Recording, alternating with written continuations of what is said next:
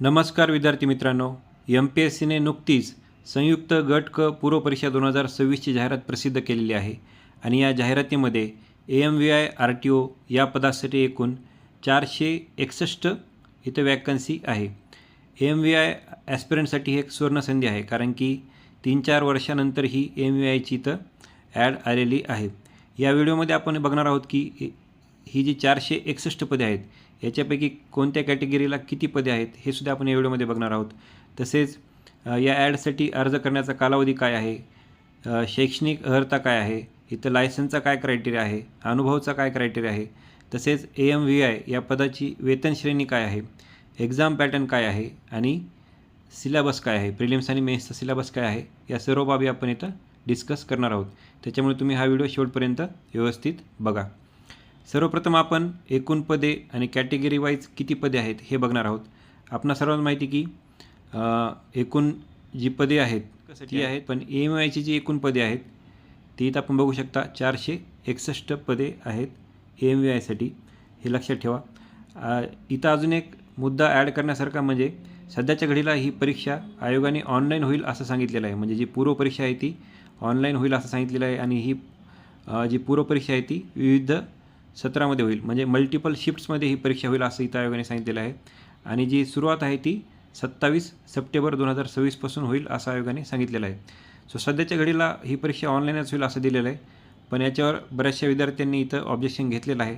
So पुढच्या काळात आपल्याला हे कळेल की परीक्षा ऑनलाईन होईल की ऑफलाईन होईल. सो हे लक्षात ठेवा. इथं आपण बघितलं की AMVIसाठी जी पदे आहेत ती आहेत 461. तसेच जर आपण कॅटेगरी वाईज ही पदे बघितली तर इथं SC कॅटेगरीसाठी 34 पदं आहेत आणि त्याच्यामध्ये जे बायफर्केशन आहे सर्वसाधारण, महिला, खेळाडू, माजी सैनिक हे तुम्ही इथं बघू शकता. तसेच ST कॅटेगरीसाठी 17 पदे आहेत, VJAसाठी 12 पदे आहेत, NTBसाठी 5 आहेत, NTCसाठी 21 आहेत, NTDसाठी OBCसाठी 97 पदे आहेत. तसेच SBCसाठी इथं 5 पदे आहेत आणि SC-BCसाठी इथं 46 पदे आहेत. तसेच EWSसाठी इथं 46 पदे आहेत आणि असं या सर्व कॅटेगरीचे एकूण आरक्षित पदे 295 आहेत आणि त्याचं बायफर्केशन तुम्ही प्रत्येक कॅटेगरीचं खाली बघू शकता. आणि अराखीव पदे जे म्हणजे ओपन जनरलची पदे आहेत ती 166 आहेत. सो असे एकंदरीत AMVIसाठी 461 पदे आहेत. ह्याचं बायफर्केशन तुम्ही इथं खाली बघू शकता. आता आपण हे बघूया की अर्ज करण्यासाठी काय कालावधी आहे. तर एकंदरीत अर्ज 27 जूनलाच इथं सुरू झालेला आहे अर्ज करण्याचा आणि जी लास्टची डेट आहे ती आहे 17 जुलै. सो हे लक्षात ठेवा, 17 जुलैच्या आधी तुम्हाला या पदासाठी इथं ॲप्लिकेशन भरायचं आहे. तसेच या परीक्षेसाठी म्हणजेच गट क पूर्व परीक्षा 2026साठी ऑनलाईन ॲप्लिकेशन कसं भरायचं आहे याचा व्हिडिओसुद्धा आपण आपल्या यूट्यूब चॅनलवर टाकलेला आहे. सो हा व्हिडिओ तुम्ही बघून घ्या. तुम्हाला ॲप्लिकेशन फॉर्म इथं भरण्यासाठी याचा नक्कीच फायदा होईल. याची लिंक मी तुम्हाला डिस्क्रिप्शन बॉक्समध्ये देईलच. तिसरा मुद्दा, शैक्षणिक अर्हता काय आहे AMVI पदासाठी.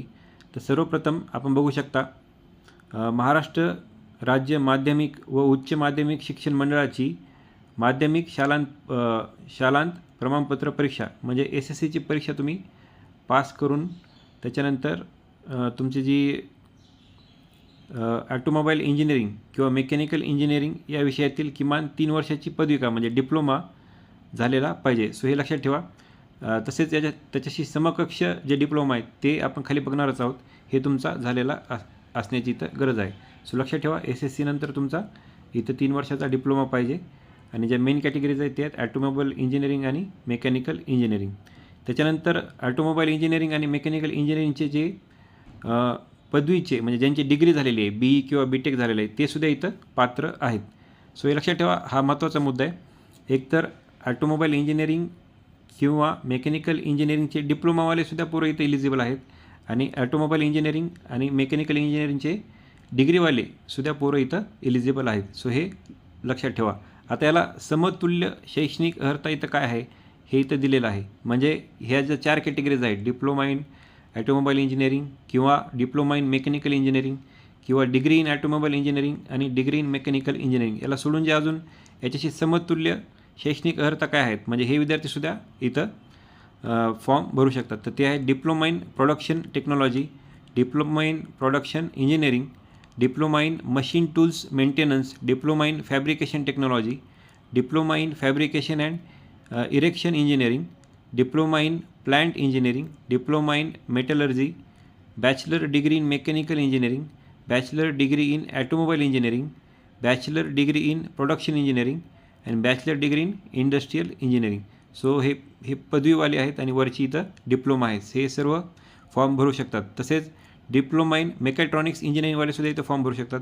डिप्लोमा इन पॅकेजिंग टेक्नॉलॉजी हे सुद्धा इथं ऑनलाईन फॉर्म AMVIसाठी भरू शकतात. तसेच 4 years theoretical and practical training as an इथं आर्टिफिशियल ॲप्रेंटाईस हे सुद्धा फॉर्म भरू शकतात. हे लक्षात ठेवा. तसेच जे विद्यार्थी पदविका म्हणजे डिप्लोमा किंवा डिग्रीच्या शेवटच्या वर्षाच्या परीक्षेस बसलेले आहेत असे विद्यार्थी पूर्वपरीक्षा देण्यासाठी पात्र आहेत. परंतु मुख्य परीक्षेची अर्हता प्राप्त ठरल्यास म्हणजे मुख्य परीक्षेच्या प्रवेशासाठी विहित दिनांकाच्या सादर करण्याच्या अंतिम दिनांकापर्यंत तुमची डिप्लोमा किंवा डिग्रीची परीक्षा तुम्ही उत्तीर्ण होणे अनिवार्य आहे.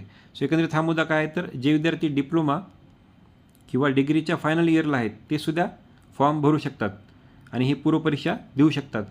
पण तुमचा नंबर समजा मेन्ससाठी इथं तुम्ही क्वालिफाय झालात तर मेन्सचा अर्ज करण्याचा जो कालावधी आहे म्हणजे तुमचे प्रिलिम्स झाल्यानंतर प्रिलिम्सचा रिझल्ट लागेल आणि तुम्ही जर मेन्सला क्वालिफाय झालात तर मेन्सचा सुद्धा ॲप्लिकेशन फॉर्म भरावा लागतो आणि ह्या मेन्सचा ॲप्लिकेशन फॉर्म भरण्याची जी शेवटची तारीख आहे त्या तारखेपर्यंत तुम्ही तुमची डिप्लोमा आणि डिग्री कंप्लीट केलेली असणं इथं गरजेचं आहे. किंवा कार्यशाळेतील प्रत्यक्ष कामाचा अनुभव आवश्यक असेल अशा पदवीधारकांनी ही अट मुख्य परीक्षेच्या अर्ज स्वीकारण्याच्या दिनांकापर्यंत पूर्ण केलेली असावी. सो एकंदरीत हे लक्षात ठेवा. कार्यशाळेतील प्रत्यक्ष कामाचा अनुभव आवश्यक असेल तुमची पदवी किंवा डिप्लोमासाठी तर हे पूर्ण करणंसुद्धा गरजेचं आहे मेन्सपर्यंत. आणि तसेच शेवटचा मुद्दा म्हणजे मराठी भाषेचं ज्ञान असणं आवश्यक आहे. सो एकंदरीत ही शैक्षणिक अर्हता आहे. त्यानंतर अनुभव, लायसन्स आणि शारीरिक अर्हता याच्यामध्ये आयोगाने तर काय सांगितलं आहे तर सर्वप्रथम आपण अनुभव याच्यासाठी बघूया. स्वयंचल अभियांत्रिकी वा यंत्र अभियांत्रिकीमधील पदविका किंवा पदवी अत्युच्च अर्हता अथवा वरीलप्रमाणे समकक्ष अर्हता धारण केल्यानंतर म्हणजे वरी जी शैक्षणिक अर्हता आहे ती धारण केल्यानंतर मुख्य परीक्षेकरता अर्ज सादर करण्याच्या शेवटच्या दिनांकास हलकी मोटर वाहने, जड मालवाहू वाहने व जड प्रवासी वाहने यांची दुरुस्ती व देखभाल करण्याचा पूर्णवेळ कर्मचारी म्हणून केंद्र अथवा राज्य शासनाच्या विभागाने यंत्रशाळेमध्ये घेतलेला अथवा शासनाने वेळोवेळी निर्देशित करेल अशा संस्थांमध्ये घेतलेला किमान 1 वर्षाचा इथं अनुभव असणे आवश्यक आहे. आणि हा अनुभव तुम्हाला मेन्सची जो अर्ज करण्याचा दिवस आहे त्याच्यापर्यंतही तुम्हाला इथं पाहिजे. कशामध्ये पाहिजे? हलकी मोटार वाहने, जड मालवाहू वाहने, जड प्रवासी वाहने यांची दुरुस्ती व देखभाल करण्याचा. सो लक्षात ठेवा किमान 1 वर्षाचा अनुभव इथं आवश्यक आहे. तसेच अनुभवाच्या प्रयोजनार्थ प्रशिक्षणार्थी अथवा अप्रेंटिस म्हणून वरील ठिकाणी घेतलेला अनुभवसुद्धा गृहीत धरला जाऊ शकतो.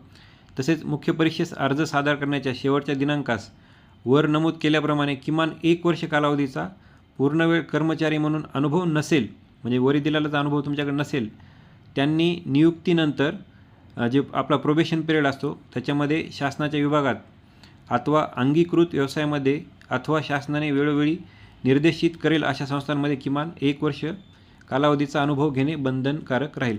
म्हणजे सध्या तुमच्याकडं हा अनुभव नाही आहे आणि मेन्सच्या वेळेससुद्धा तुमच्याकडे हा अनुभव नसेल तर तुम्हाला तुमचं सिलेक्शन झाल्यानंतर जो प्रोबेशनरी पिरियड असतो त्याच्यामध्ये तुम्हाला हा अनुभव इथं घेणं बंधनकारक राहील हे असं इथं नमूद केलेलं आहे. लायसनबद्दल इथं काय क्रायटेरिया आहे तर मुख्य परीक्षेकरिता अर्ज सादर करण्याच्या अंतिम दिनांकास म्हणजे हा सुद्धा क्रायटेरिया तुम्हाला मुख्य परीक्षेपर्यंत घ्यायचा आहे. म्हणजे प्रिलिम्सला जरी तुमच्याकडे हे लायसन नसतील तरी चालेल पण मेन्सचा अर्ज भरताना तुमच्याकडे हे लायसन्स पाहिजेत. वैध असणारी गिअर्स असलेली मोटार सायकल, हलके मोटार वाहन आणि परिवहन वाहन म्हणजे जड मालवाहू वाहन आणि जड प्रवासी वाहन या संवर्गासाठी जे वैध लायसन आहे ते आवश्यक आहे. अर्ज सादर करण्याच्या अंतिम दिनांकास वर नमूद केल्याप्रमाणे जड माल वाहतूक किंवा जड प्रवासी वाहन यापैकी एखादी किंवा दोन्ही वाहने चालवण्याचं तुमच्याकडे लायसन नसेल तर अशा मुलांसाठी नियुक्तीनंतर 2 वर्षाच्या जे प्रोबेशन असतं त्याच्यामध्ये हे प्राप्त करणे बंधनकारक असेल. सो एकंदरीत हे इथं महत्त्वाचा मुद्दा आहे. तुमची जी मेन्स आहे त्यापर्यंत तुम्हाला 2 लायसन घेणं हे इथं मॅन्डेटरीच आहे. ते म्हणजे गिअर असलेली मोटार सायकल ह्याचं आणि हलके मोटर वाहन यांचे 2 जे लायसन आहेत ते तुमच्याकडे असलेलेच पाहिजेत. जर तुमच्याकडे परिवहन वाहनचं लायसन नसेल तर ते तुम्हाला प्रोबेशन पिरियडमध्ये सुद्धा इथं मिळवता येईल, हे इथं दिलेलं आहे. प्रोबेशन कालावधीमध्ये प्राप्त जर समजा तुम्ही प्रोबेशनमध्ये परिवहन वाहन म्हणजे जड मालवाहू वाहनाचे जर लायसन घेतलं नाही तर तुम्हाला सेवेतून कमी करण्यात येईल, हे लक्षात ठेवा. मेन्सपर्यंत तुम्हाला हे 2 तर पाहिजेच आहेत, गिअर्स असलेली मोटारसायकल आणि हलके मोटार वाहन. आणि प्रोबेशनमध्ये तुम्हाला जड मालवाहू वाहनाचं लायसन घ्यायचं आहे आणि हे जर तुम्ही प्रोबेशनमध्ये घेतलं नाही तर तुम्हाला सेवेतून कमी करण्यात येईल, हे असं इथं सांगितलेलं आहे. शारीरिक अर्हता काय आहे हे बघूया. शारीरिक अर्हतासुद्धा MVI पदासाठी इथं महत्त्वाची आहे. पुरुष उमेदवारासाठी जी उंची आहे ती 163 सेंटीमीटर पाहिजे अनुवानी आणि छाती ही किमान 79 पाहिजे आणि ती फुगवल्यानंतर 5ने फुगायला पाहिजे. म्हणजे समजा तुमची चेस्ट 79 असेल तर ती फुगून 84 व्हायला पाहिजे. किमान 5चा इथं तुमची चेस्ट जी आहे ती फुगायला पाहिजे. ही पुरुष उमेदवारासाठी आहे. आणि महिला उमेदवारासाठी उंची ही 155 सेंटीमीटर अनुवानी पाहिजे आणि वजन जे आहे ते कमीत कमी 45 किलो पाहिजे, 45 kg पाहिजे इथं महिलांसाठी इथं वजन. तसेच तुम्हाला कलर ब्लाइंडनेस तुम्ही नसायला पाहिजे. सो एकंदरीत ही आपण इथं अनुभव, लायसन आणि शारीरिक अर्हता काय आहे हे बघितलेलं आहे. आता आपण या पदाची वेतन श्रेणी बघूया. सहाय्यक मोटर वाहन निरीक्षक MVIची जी इथं वेतन श्रेणी आहे ती इथं गट क मधल्या सर्व पदांपेक्षा जास्त आहे आणि त्याची जी कॅटेगरी आहे ती आहे S14. 38,600 ते 1,22,800 अधिक महागाई भत्ता आणि नियमाप्रमाणे देय इतर भत्ते. सो एकंदरीत ही वेतन श्रेणी आहे S14. सो हे लक्षात ठेवा. आता एक्झाम पॅटर्न काय आहे तर एक्झाम पॅटर्न आपल्या सर्वांना माहिती की जी पूर्वपरीक्षा आहे ती कंबाईन पूर्वपरीक्षा असते. म्हणजे सर्व जे इथं गट कची पदे आहेत त्यांच्यासाठी ही कंबाईन पूर्वपरीक्षा असते आणि या परीक्षेमध्ये 100 प्रश्न असतात. 100 गुणांसाठी 1 तासाचा हा पेपर असतो आणि MCQ फॉर्मॅटमध्ये इथं क्वेश्चन असतात आणि हे जे क्वेश्चन आहेत ते मराठी व इंग्रजी या दोन्ही भाषेत दिलेला असतात आणि याचा जो दर्जा आहे तो पदवीचा आहे. सो हे लक्षात ठेवा. आणि याच्यामध्ये निगेटिव्ह मार्किंग ही 1/4 आहे. म्हणजे आपला प्रश्न हा 1 मार्काचा आहे. तुमचा जर एक प्रश्न चुकला तर 0.25 मार्क तुम्हाला मिळालेल्या मार्कमधून कमी होतात. सो 1/4 किंवा 25% अशी ही निगेटिव्ह मार्किंग आहे. आणि हा पूर्वपरीक्षेचा इथं एक्झाम पॅटर्न आहे. मेन्सचा एक्झाम पॅटर्न काय आहे MVIचा तर याच्यामध्ये एकूण 150 प्रश्न विचारले जातात आणि 300 गुण आहेत. म्हणजे एकंदरीत एक प्रश्न हा 2 मार्काला आहे आणि इथं सर्व प्रश्न हे इंग्रजीमध्येच असतात. म्हणजे इथं मराठीमध्ये प्रश्न दिलेले नसतात. माध्यम हे इंग्रजीच आहे, हे लक्षात ठेवा. आणि जो कालावधी आहे तो आहे 1.5 तास म्हणजे 90 मिनिटाचा हा कालावधी आहे. आणि जे प्रश्न आहेत ते सुद्धा इथं सुद्धा MCQ फॉर्मॅटमध्येच असतात आणि निगेटिव्ह मार्किंग ही 1/4च आहे. सो हे इथं लक्षात ठेवा. आता इथं एक प्रश्न 2 मार्काला आहे. सो इथं निगेटिव्ह मार्किंग किती असेल तर 0.5 तुम्हाला मिळालेल्या मार्कमधून इथं कमी होतील जर तुमचा एक प्रश्न चुकला तर. सो एकंदरीत हे मेन्सचा एक्झाम पॅटर्न आहे. आता आपण सिलेबस बघूया. सिलेबस हे गट क पूर्वपरीक्षेचा गट क मधील जेवढे काही पदं आहेत त्यांच्यासाठी सेमच आहे. कारण की प्रिलिम्स आपल्या सर्वांना माहिती की यांची कंबाईन घेतली जाते. पहिला जो इथं विषय आहे तो आहे इतिहास. त्याच्यामध्ये आधुनिक भारताचा आणि विशेषतः महाराष्ट्राचा इतिहास. सो लक्षात ठेवा महाराष्ट्राचा सुद्धा इतिहास इथं आहे. भूगोल हा दुसरा इथं विषय आहे आणि त्याच्यामध्ये महाराष्ट्राच्या भूगोलाच्या विशेष अभ्यासासह पृथ्वी जगातील विभाग, हवामान, अक्षांश, रेखांश, महाराष्ट्रातील जमिनीचे प्रकार, पर्जन्यमान, प्रमुख पिके, शहरे, नद्या, उद्योगधंदे. सो एकंदरीत हे भूगोलाचे सब टॉपिक्स आहेत. त्याच्यानंतर जो तिसरा सब्जेक्ट आहे तो आहे अर्थव्यवस्था. त्याच्यामध्ये भारतीय अर्थव्यवस्था आणि शासकीय अर्थव्यवस्था.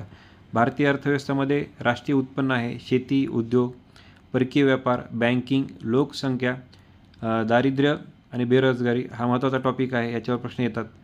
मुद्रा, राजकोषीय नीती इत्यादी. आणि शासकीय अर्थव्यवस्थेमध्ये अर्थसंकल्प म्हणजेच बजेट, लेखापरीक्षण ही एकंदरीत मुद्दे आहेत. चालू घडामोडी हा पुढचा सब्जेक्ट आहे. याच्यामध्ये महाराष्ट्र, भारत आणि जग हे तिन्ही लेवलचे इथं चालू घडामोडी विचारले जातात. त्याच्यानंतर राज्यशास्त्र म्हणजे पॉलिटी. 6वा इथं सब्जेक्ट आहे तो आहे सामान्य विज्ञान आणि या सामान्य विज्ञानामध्ये physics, chemistry, zoology, botany, hygiene हे टॉपिक येत आहेत. आणि त्याच्यानंतर अंकगणित आणि बुद्धिमापन चाचणी. सो एकंदरीत हा प्रिलिम्सचा इथं सिलेबस आहे. आता प्रिलिम्समध्ये इतिहासासाठी 10 प्रश्न विचारले जातात. भूगोलावर 10 प्रश्न विचारले जातात. अर्थव्यवस्था जी आहे ती 15 प्रश्न विचारले जातात. चालू घडामोडीवर इथं 15 प्रश्न विचारले जातात. राज्यशास्त्र म्हणजे पॉलिटीवर इथं 15 क्वेश्चन्स विचारले जातात. सामान्य विज्ञान म्हणजे सायन्सवर इथं 15 क्वेश्चन विचारले जातात. आणि हा जो अंकगणित व बुद्धिमापन चाचणी याच्यावर 20 क्वेश्चन विचारले जातात. हा सर्वात महत्त्वाचा इथं टॉपिक आहे. सो एकंदरीत हे 100 मार्काचं इथं तुम्हाला मी बायफर्केशन दिलेलं आहे. आता AMUIचा जो मेन्सचा सिलेबस आहे त्याच्यामध्ये 15 टॉपिक्स आहेत. इथं तुम्ही सब टॉपिक्स बघून घेऊ शकता. मी तुम्हाला फक्त इथं टॉपिकचे नाव सांगतो. स्ट्रेंथ ऑफ मटेरियल्स हा इथं पहिला टॉपिक आहे. त्याच्यानंतर मॅन्युफॅक्चरिंग प्रोसेसेस, त्याच्यानंतर तिसरा जो आहे थिअरी ऑफ, चौथा इथं हायड्रॉलिक्स आणि हायड्रॉलिक मशिनरीज, पाचवा जो इथं टॉपिक आहे तो आहे थर्मल इंजिनिअरिंग अँड रेफ्रिजरेशन आणि याच्यामध्ये सोर्सेस ऑफ एनर्जी. त्याच्यानंतर 6वा टॉपिक आहे इंडस्ट्रियल इंजिनिअरिंग अँड मॅनेजमेंट. 7वा topic power developing system and construction. ह्याचे जे सब टॉपिक्स आहेत ते तुम्ही इथं बघून घ्या. 8वा जो टॉपिक आहे तो आहे कूलिंग अँड लुब्रिकेशन सिस्टीम्स. 9वा टॉपिक ट्रान्समिशन सिस्टीम्स. 10वा steering systems and starting drives. 11वा differential rear axle and brakes. 12वा टॉपिक इथं vehicle maintenance and transport management. 13वा इथं जो टॉपिक आहे तो आहे automobile electrical and electronic system. 14वा जो इथं टॉपिक आहे तो महत्त्वाचा आहे इंट्रोडक्शन टू EVs म्हणजे इलेक्ट्रिक व्हेकल्स. हा करंटशी सुद्धा रिलेटेड टॉपिक आहे आणि हा महत्त्वाचा टॉपिक आहे. त्याच्यानंतर 15वा टॉपिकसुद्धा महत्त्वाचा आहे motor vehicle act and road safety. So एकंदरीत आपण प्री आणि मेन्सचा इथं सिलेबस बघितलेला आहे. सो AMUI या पदाची आपण सर्व माहिती या व्हिडिओमध्ये बघितलेलं आहे. सर्वांना शुभेच्छा. धन्यवाद.